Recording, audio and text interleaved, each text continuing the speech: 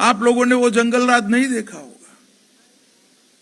पूछेगा किसी घर के बड़ों को, जरूरत सुशासन की थी और 11 साल की डबल इंजन सरकार ने कि किस प्रकार का शासन दिया था लालू रबड़ी की जोड़ी ने। केवल और केवल एक काम नरेंद्र मोदी जी कर सकते हैं और कोई नहीं। जब जमानत हुई तो कोई हाथी पर बैठकर जुलूस निकाल कर वापिस आता है।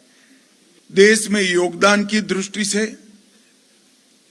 और मौकों की दृष्टि से, और नक्सल बेल्ट के अंदर मतदान 3 बजे समाप्त कर दिया जाता था। पटना के अंदर मतदान शाम को 5 बजे तक होता था, क्योंकि नक्सलवाद समाप्त हो चुका था। और 11 साल की डबल इंजन सरकार ने राजनीति, देश के अर्थतंत्र, देश की शिक्षा व्यवस्था, अपनी खोई हुई सभी गरिमा सैन पुनः लौटाने, आपातकाल नाम का एक गहरा जख्म जब हमारे लोकतंत्र को देने का प्रयास किया। आजादी के आंदोलन को भी उठाकर देखे तो चंपारण का और बुद्धिमत्ता में हम किसी से कम नहीं हैं। तो क्या समग्र भारत में नहीं, समग्र विश्व में श्रेष्ठतम बिहार की प्रतिष्ठा का पतन हुआ। ये कौन सा कालखंड था? 15 साल के जंगल राज में ही बिहार ने गौरव, संपत्ति, मार्गदर्शन करिए जिसके लिए आप सक्षम हो।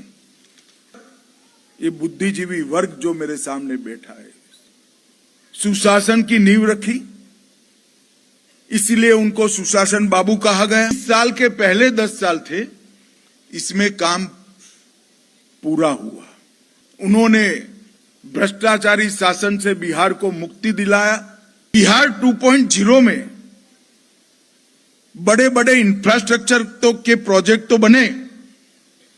गंगा पर अनेक, वो लेकर कोई दुकान लगाकर बैठता था, छोटी मोटी चीज चार्ज करानी है तो वहां पहुंचना पड़ता था। मोबाइल आए तो सभी मोबाइल का चार्जिंग ना। 4 नए एयरपोर्ट बने।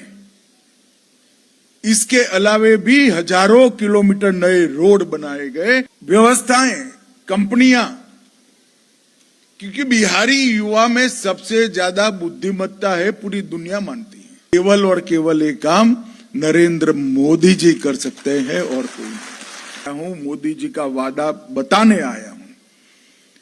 हम पूरे पूर्वी भारत का विकास का कारण बनेगा, पूरे पूर्वांचल का विकास का कारण बनेगा। और बिहार फिर ये नालंदा की भूमि, तक्षशिला यहीं से चलाया गया।